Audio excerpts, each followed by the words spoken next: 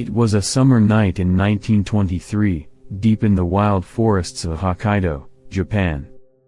A village festival had just ended. Families were walking home, laughing and relaxed. But within hours, the celebration would turn to bloodshed. This is the chilling true story of the bear attack, one of the deadliest and most brutal wildlife encounters in Japanese history. On the night of August 21, 1923, in the small town of Numata, villagers were returning from a traditional festival in the district, a rare moment of joy for hard-working settlers. Among them was a 19-year-old boy. He stepped away from the group for a moment, just 50 meters behind. That small gap was enough.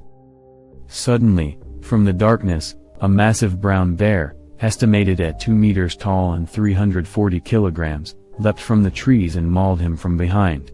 Miraculously, a 19-year-old boy escaped by slipping out of his kimono and sprinted to warn the others. But it was too late.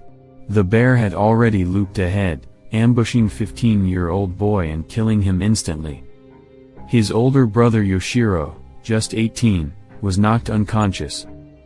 Others were also badly injured. Then, in one of the most horrifying scenes imaginable, the bear began eating 15-year-old boy's body in front of the group, tearing into his abdomen. After partially feeding, the bear dragged the unconscious Yoshiro away and buried him, saving him for later, like food. The group fled in panic and barricaded themselves inside a nearby farmhouse. They fed the hearth with firewood, hoping to keep the bear away. Fire, after all, usually repels wild animals. But this bear was not afraid. Within 30 minutes, it returned, this time carrying 15-year-old boy's body in its jaws.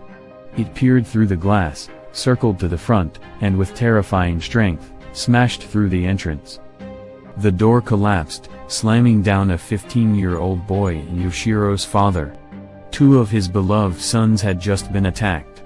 In a surge of desperate rage, Yoshiro's father grabbed a shovel lying nearby and charged at the bear. But the bear easily overpowered him, injuring him severely. Then it turned to Yoshiro's mother, who was huddled in the corner. The bear seized her in its jaws and dragged her screaming into the night. Her cries rang out, "Help me!" until they faded into the forest. Yoshiro was later found buried alive next to his mother's half-eaten body. He miraculously survived, and decades later, his voice was preserved on cassette tape. His son shared the recording. Yoshiro recorded 50 years ago, "The bear killed my younger brother and immediately attacked my mother from behind. I lit a match, and saw its face.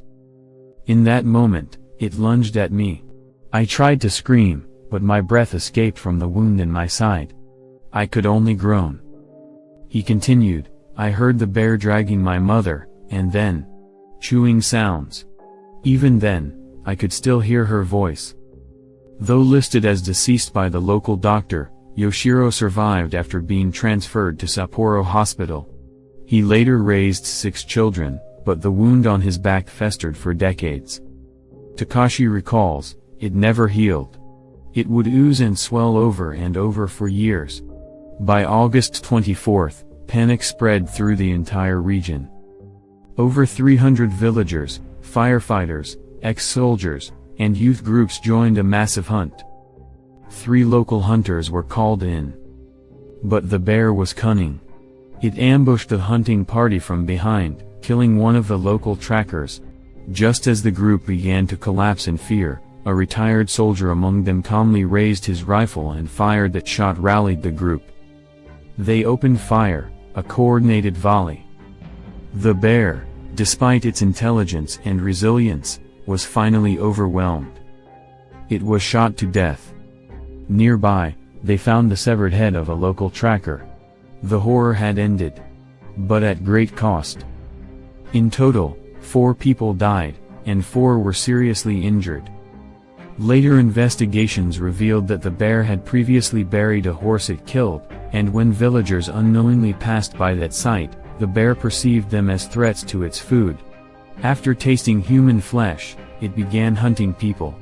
This was no ordinary bear attack. It was a calculated, repeated series of assaults that terrified an entire region. The Numata bear attack reminds us that while nature is beautiful, it is also brutally indifferent. It demands our respect and caution. Until next time, stay curious, stay safe, and respect the wild.